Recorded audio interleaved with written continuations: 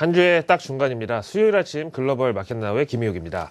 앞에서 우리 외신캐스터 분들이 환율 조작 보고서와 관련된 얘기를 해줬는데, 사실은 이제 슈퍼달러라는 작년부터 나왔던 연준의 기준금리 인상과 관련된 어떤 달러 강세 부작용, 이런 것들은 오히려 지금 역풍을 맞이하고 있죠. 그만큼 이제 어떤 이슈든 간에 작용이 있으면 반작용이 있고, 그 다음에 또 순기능이 있으면 역기능이 있고, 뭐 이제 이런 건데요.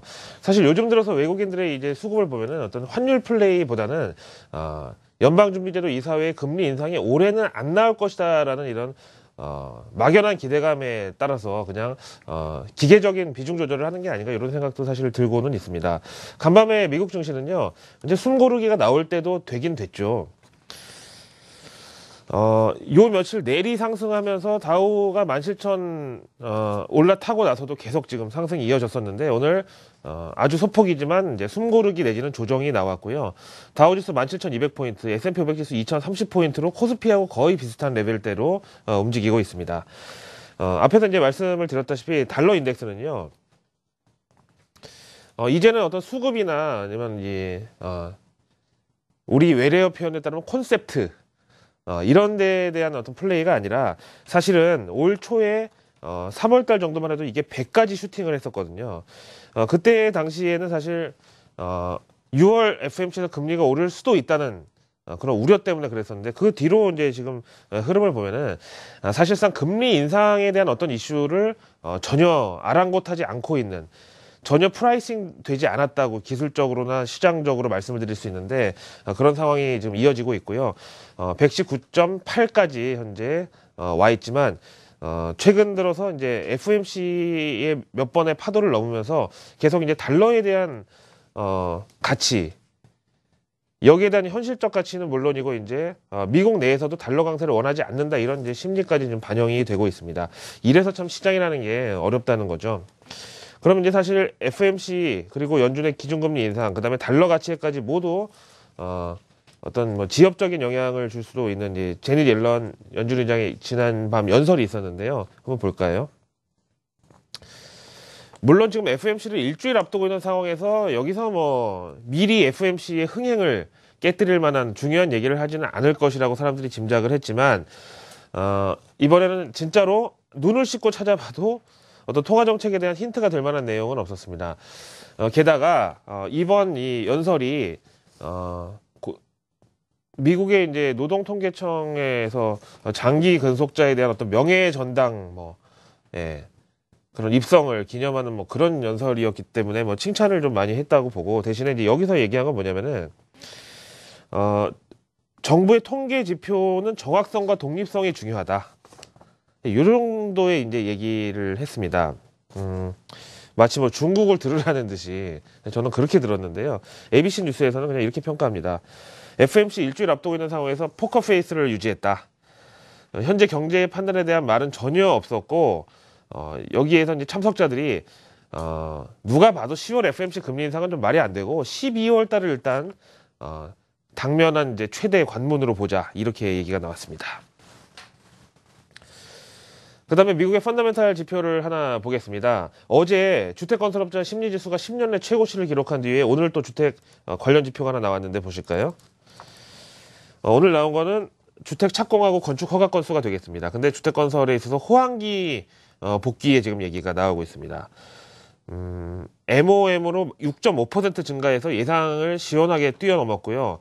주택 착공의 경우가 이랬는데, 건축 허가는 또 5% 감소를 했습니다. 여기는 좀 기대를 못 미쳤다고 하는데, 잘 아시다시피 보통 건축 허가를 이제 뭐 관공서에 내놓고 나서 그 다음에 이제 땅 파고 이제 착공에 들어가는데, 이게 9월 결과였는데 8월 달에 한번 금융시장에 좀 파란이 있었잖아요. 그래서 모기지 금리 변동성도 좀 있었단 말이죠. 그러니까 이제 주택건설업자들은 당연히 서플라이 사이드에 있는 사람들 입장에서는 디맨 사이드의 어떤 좀 당시에 걱정을 좀 했었다.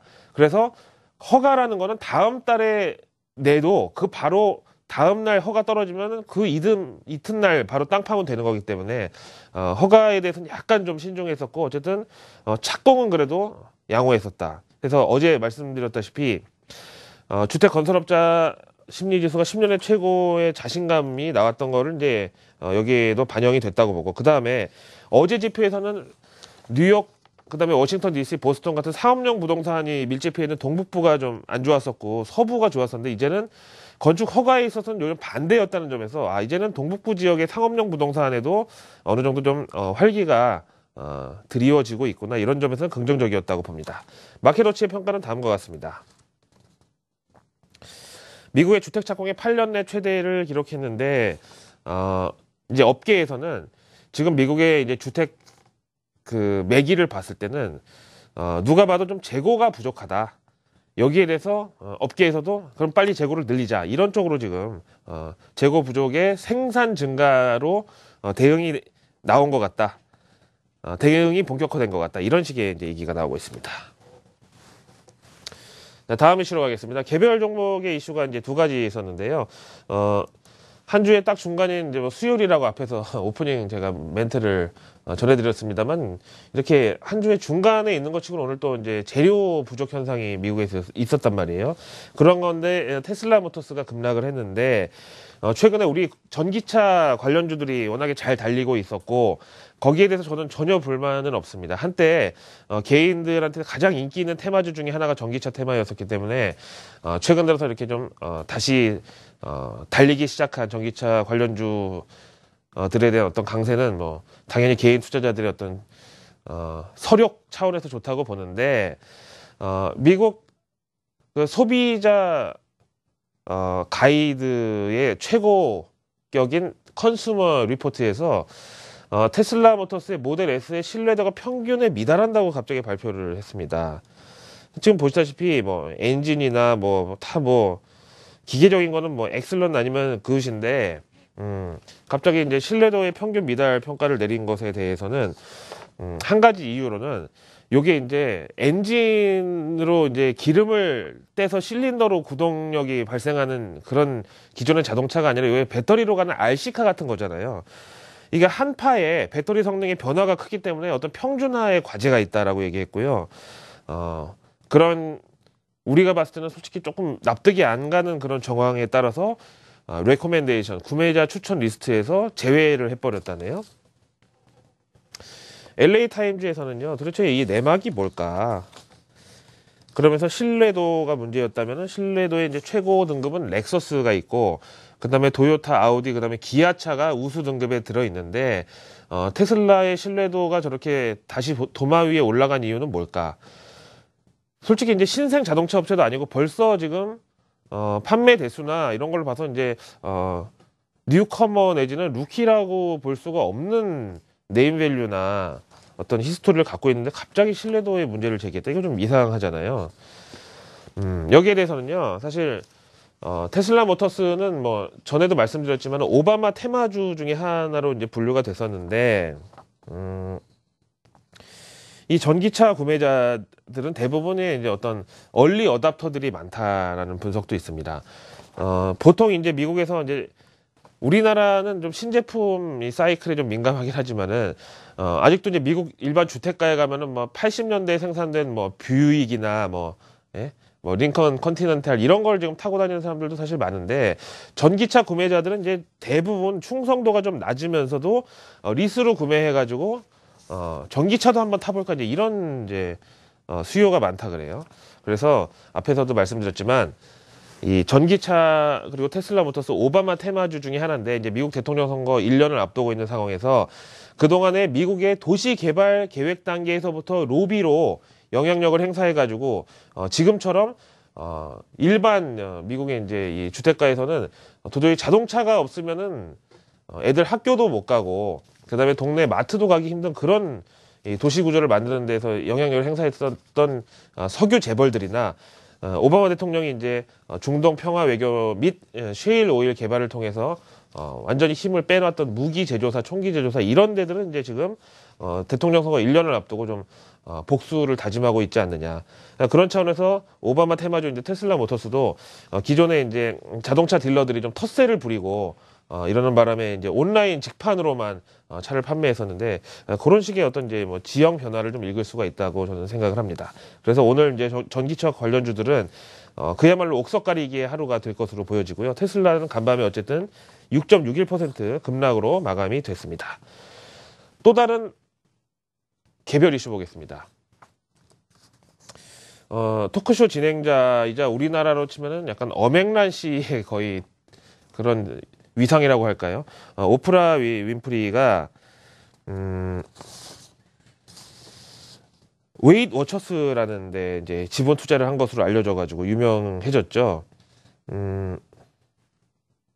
온라인 다이어트 이제 프로그램인데요. 뭐 다이어트 하면 뭐 저도 개인적으로 관심이 많지만 이제는 배고픔의 시대를 넘어서 어떻게 하면 이제 이 남아도는 칼로리와 팻 버닝을 하느냐 이제 이런 이제 국면이긴 한데 요 다이어트 테마가 사실 몇 년 전부터 뭐 바람이 불긴 했습니다만 뭐 의약품으로 때우자 처방으로 때우자 이런 거에서 이제는 스마트폰이 보급되면서 아무래도 좀 이 스마트폰이 어떤 가이드의 역할을 해준다 이런 거잖아요.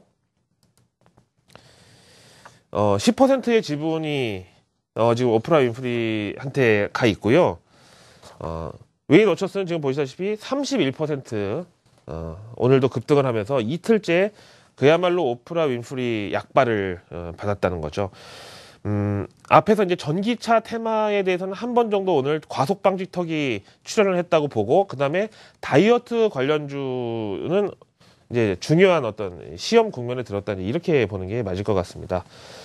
그 다음에 이제 오늘 숨고르기에 또 하나 정황은 뭐냐면은, 그동안 잘 달렸었던 나스닥 바이오테크 인덱스가 오늘 3.1% 정도 하락을 해서, 이제 이것도 역시 오바마의 ACA, Affordable Care Act라고 하는 이제 건강보험 개혁안에 그동안에 수혜를 받았다고 했다가 또 옐런 연준의장이 경고를 받기도 했다가 최근에 이제 어떻게 보면 이제 유동성과 정치 사안에 민감한 관련 업종이었는데 앞에서 보신 테슬라 모터스와 이 바이오 인덱스의 오늘 급락은 왠지 약간의 좀 워싱턴의 바람을 조금 한파를 입은 듯한 그런 느낌이 있다, 이렇게 말씀드리고요.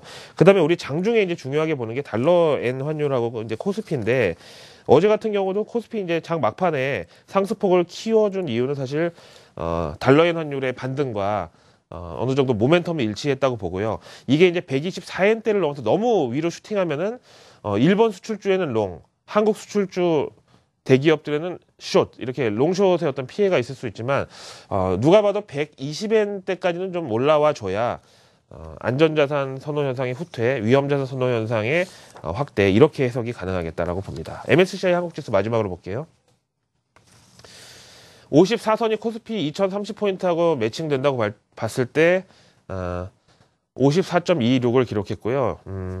일단은 미국 증시 조정에도 불구하고 우리 증시 어제 상승분을 최소한 정당화해주는 정도의 강보합은 오늘도 가능하다고 봅니다. 수요일 아침 글로벌 마켓